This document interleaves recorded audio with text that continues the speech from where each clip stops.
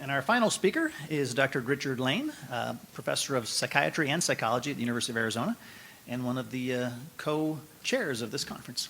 Richard.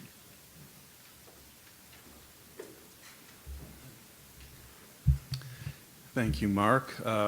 Yes, as one of the co-chairs with Tor, I really want to thank all the speakers today for really doing such an outstanding job today. And I'd like to give them all a round of applause, actually.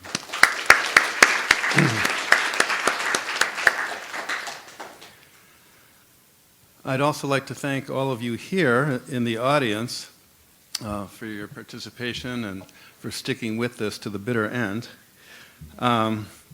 Special thanks to Fran Summer Anderson for what I thought was an outstanding clinical presentation, which she coordinated with me to set the stage for this talk, which is on an integrated model of emotion, brain, and risks for chronic pain. What I want to do in this talk is focus on early adversity, how that might affect emotion processing in the brain, and how that might integrate with pain and interact with pain. So, the term psychosomatic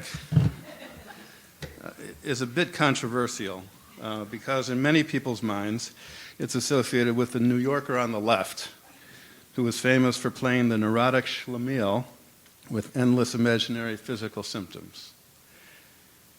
With the advent of neuroimaging, we know that even in this case, there's a real physiological basis for those symptoms.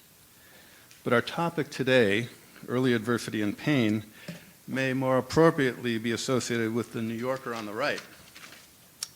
Now, putting aside the question of whether he actually engaged in the abusive acts that he claims to have committed, the question is,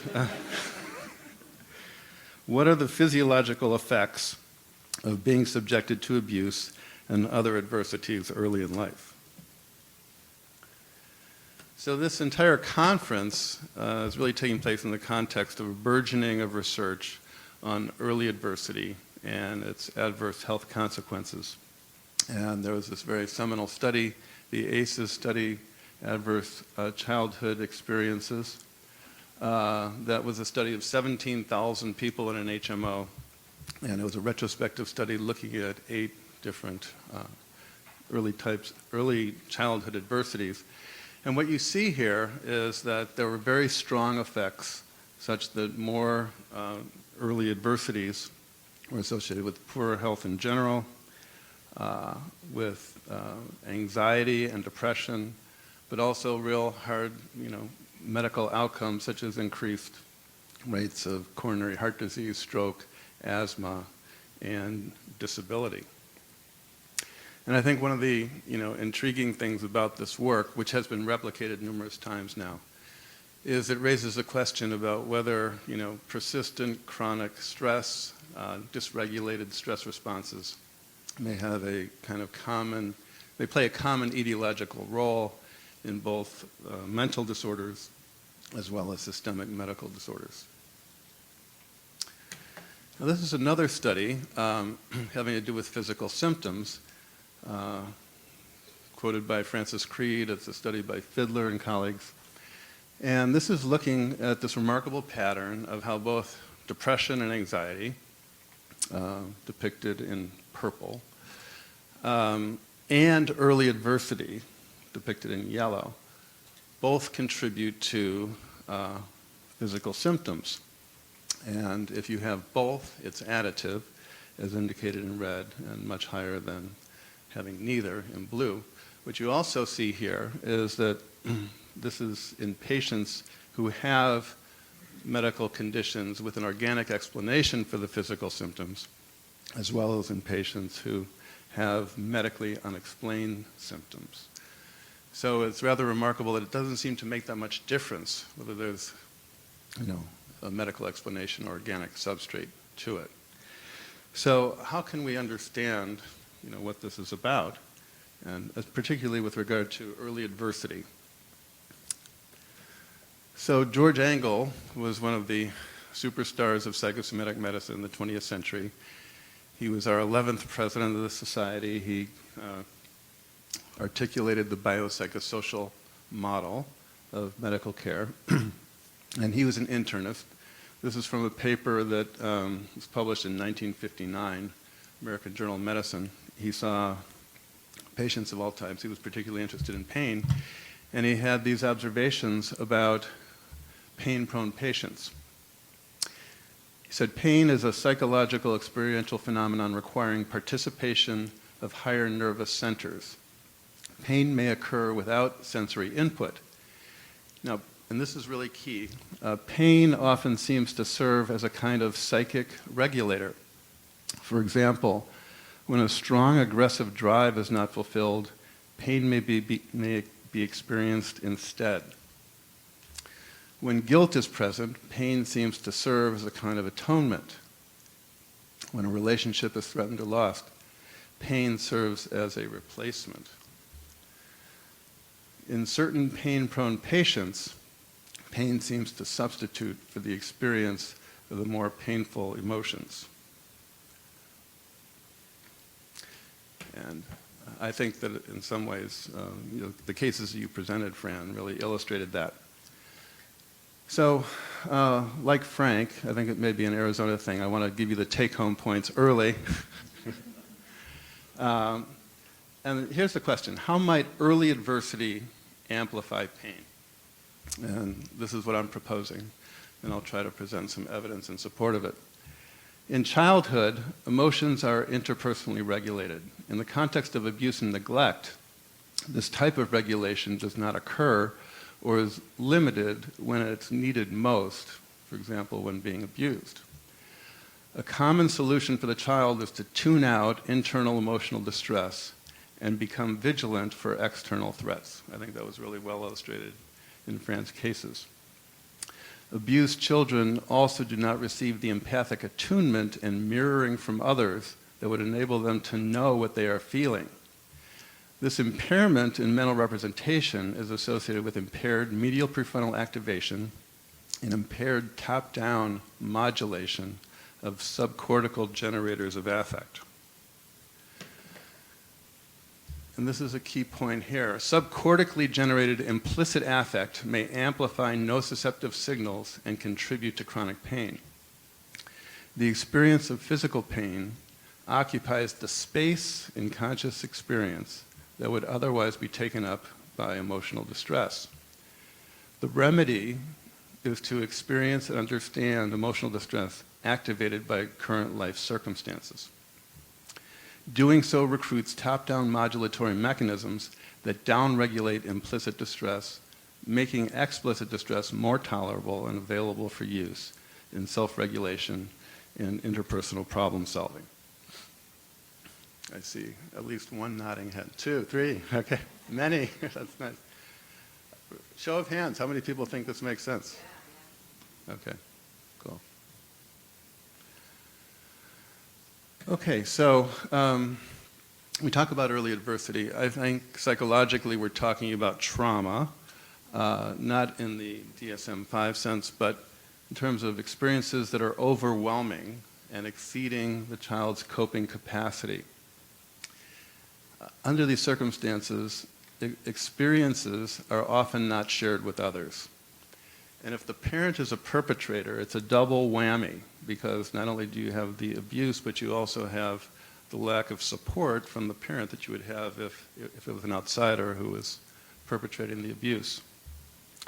So in those circumstances, talking about or even attending to one's own emotions was dangerous. Adaptations were made to reduce emotional distress, such as becoming perfectionistic or pessimistic. And I think both of the cases that Fran presented were good examples of perfectionism. And I'll return to the issue of adaptation shortly, but these adjustments were adaptive in the original context, but are maladaptive later in life. Obviously, these people were driving themselves crazy, trying to be perfect all the time. All right, so what's the evidence that there are impairments in mentalization or theory of mind associated with early adversity? And some compelling evidence came from the study of children from Romanian orphanages. Now, when I use the term theory of mind and mentalization, I'm using them equivalently. And what I mean by that is understanding what other people are thinking or feeling, or what you are thinking or feeling. So they looked at theory of mind and executive function in these children from Romanian orphanages, who were highly deprived, who immigrated to the UK by the age of about 3.5 years. Okay, now these children were compared to other Romanian adoptees and British adoptees. They were tested on theory of mind and executive function at age 11, right? So a number of years passed. But they were really very impaired, even at age 11, even though they'd been adopted into good homes. And very interestingly, they looked at the severity of the deficits in theory of mind and executive function. And they found that the longer the children had been in the orphanages in Romania, the more impaired they were. So the most impairment was if they had been in the orphanages for 2 years or more, compared to those less than 6 months. Now, I'm going to make the point that there are several kinds of adaptations that occur in the context of early adversity, and one seems to be attenuated stress responses. We've already heard about that in a previous talk in terms of abnormal cortisol patterns, diurnal variation. And this is work by Bill Lavallo, APS's 65th president, 2007 and 8. And he's done some really beautiful work in Oklahoma City, looking at the effects of early adversity on stress responses. And this is not with people in pain.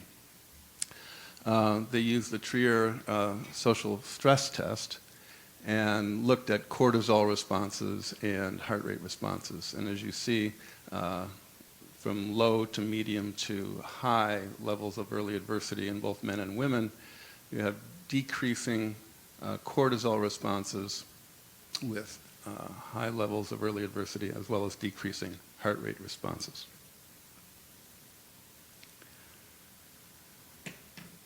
So I think this is an example, along with decreased emotional awareness, as kind of an automatic adaptation to repeated, unavoidable emotional distress in childhood.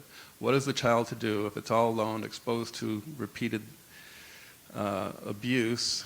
They have distress, and there are natural mechanisms at work to attenuate the distress. And I think that includes these decreased stress responses, decreased emotional awareness. There is, we heard from Martin Teicher about decreased volume and sensory cortex related to the type of abuse that they're exposed to. And there is some evidence of even decreased sensitivity to experimental pain. I know that the literature is a little mixed on this and may differ between men and women, but I wonder in particular if the abuse involves pain, if there's a heightened threshold for experiencing pain. Okay, so, I'm a clinician as well as a researcher, and thought a lot about how to work, and I've thought a lot about it because I've done a fair amount of work in psychotherapy patients with trauma. And I like the analogy to kind of physical therapy here. As Fran said, victims know what happened to them, but not how it affected them emotionally. Emotional experiences need to be formulated for the first time, titrated to what is tolerable. So here we have the physical therapy analogy. You're kind of expanding your range of motion, your flexibility, as Lance talked about, and you want to experience the distress at a tolerable level and gradually expand your repertoire.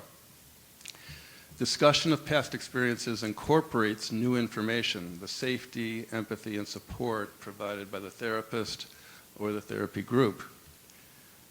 And this is a really important point. The new context permits the experience of new emotions, experiencing feelings such as anger, guilt, and longing for the first time that had previously been intolerable and unformulated.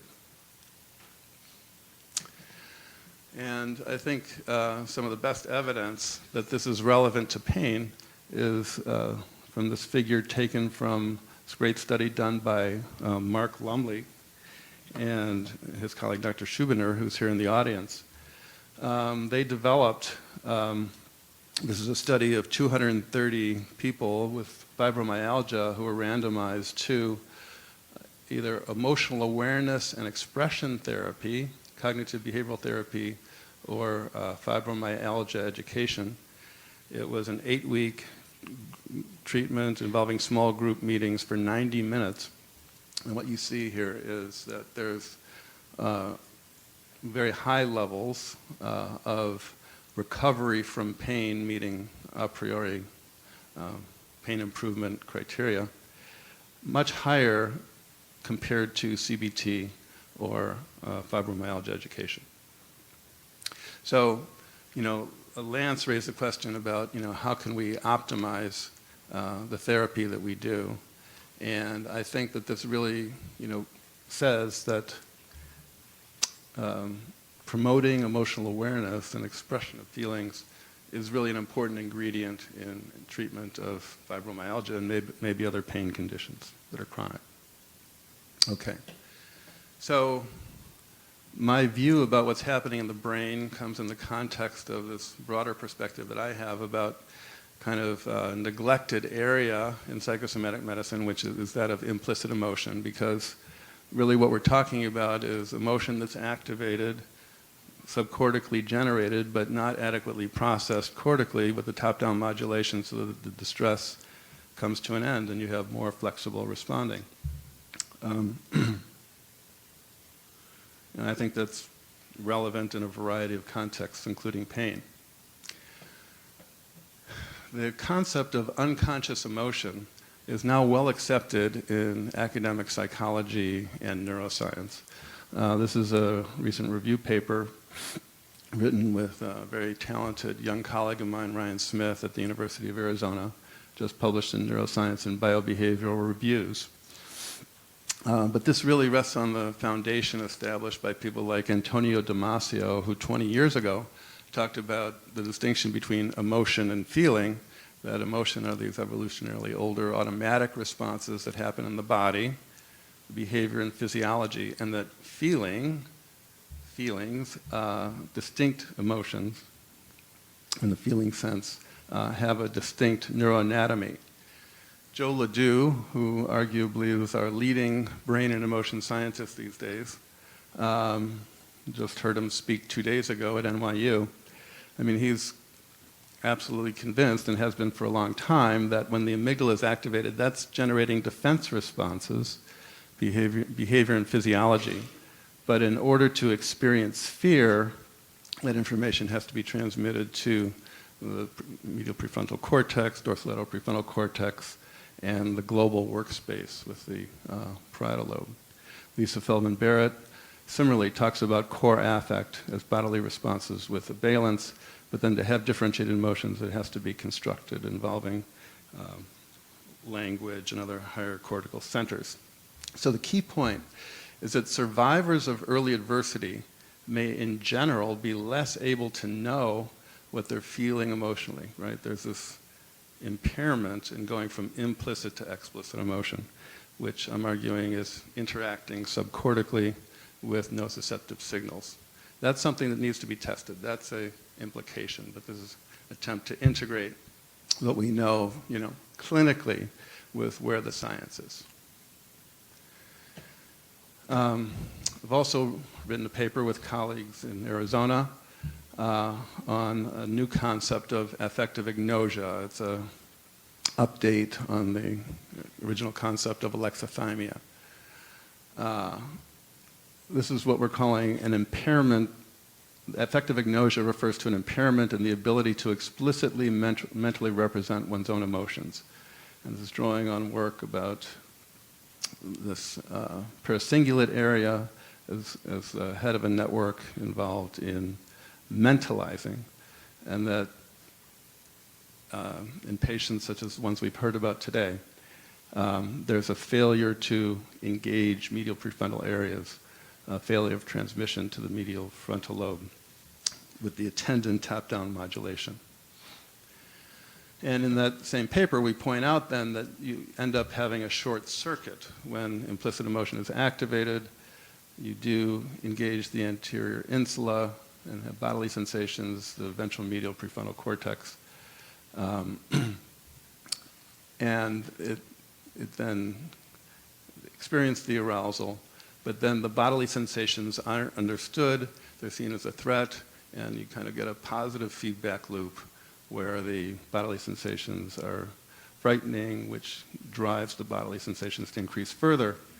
The way out, we're claiming, is to engage the rostral anterior cingulate, which is involved in emotion conceptualization and conceptualization more generally, as well as the dorsal medial prefrontal cortex for effective working memory and holding the information online for use in problem solving, etc. Okay. Another part of this argument about this area is that in a meta-analysis that Tor did with Julian Thayer and others, reviewing 12 imaging studies where you had functional brain activity in different kinds of tasks, emotion and cognitive, and simultaneous heart rate variability as a measure of vagal tone, there was a positive correlation in this region, which means, for example, that when arousal is high and vagal tone is low, this region tends to go offline. That makes sense. And similarly, you need the safety and comfort and calm of a therapy environment to get your arousal down in order to be able to reflect. And I think that this follows this inverted U kind of function for mentalization. It follows the Yerkes-Dodson law that if your arousal is too high, you can't mentalize very well. If it's too low, you can't mentalize either. And what you really need is arousal level to be in the mid-range, kind of like Goldilocks. It's not too hot, too cold, but rather just right. Okay. Okay. So what about pain? So I was taking a guess as to whether Tor might present this, but I was really struck years ago when Tor did the first study on physical pain and the pain of social rejection in the same subjects, and he found that at the gross anatomical level that the same nodes were activated. He also has gone on to do beautiful work looking at the multivoxel patterns that emanate from the seed in the different conditions. And indeed, you do find different patterns. I want to point out two things. First of all, that what you see in the yellow here is still the overlap in the multivoxel patterns. But also, important question, this study was done in healthy volunteers. What would you get if you were studying people with early adversity? And that's why I asked Tor the question about whether he had whether he had done the social rejection task in these people and whether he had looked at early adversity. I think it's a good thing to do. Glad to see you're nodding, Tor. Okay, further evidence for the kind of overlap between physical pain and social pain, or pain of social rejection, comes from Naomi Eisenberger's work, where she had people who were rejected socially, and they were in emotional pain. They took acetaminophen or Tylenol over 3 weeks, and their pain, their emotional pain, their hurt feelings went down. And in the scanner, the acetaminophen group compared to the placebo group had attenuated responses in the anterior cingulate cortex and in the insula, these pain responsive regions. Interesting. And very consistent with what Tor said about the medial prefrontal area being about the self, right? These are not emotion-specific areas, and it's about the self, and basically the medial prefrontal cortex area is going to be processing whatever kind of emotion is sent its way. And there's a kind of competition for resources, and the idea is that people who have early adversity, impaired mentalizing capacities, their emotions are going to not win out in that competition for other things like pain. So, this is a slide that Vanya Abkarian did not show, but it's a slide of patients with back pain and it shows the areas that are active with when spontaneous pain is rated as high. And these, I think this is part of the argument for how chronic pain becomes a kind of emotional state. And I say here that perhaps pain is occupying the space in conscious awareness that would ordinarily be occupied by everyday emotion. So, what are the implications for research? I think a very important one is the first one, which is that we need to study the emotional functioning of people with pain independent of the pain context. Okay. Second, we need to characterize the impairment in emotion processing associated with different types of abuse and mistreatment, because one size of early adversity does not fit all. We need better measures of implicit emotion, that is, emotion activated without self-report, to co-vary with pain reports. We need to find ways to study emotion and pain interactions in real life using ecologically valid ambulatory measures.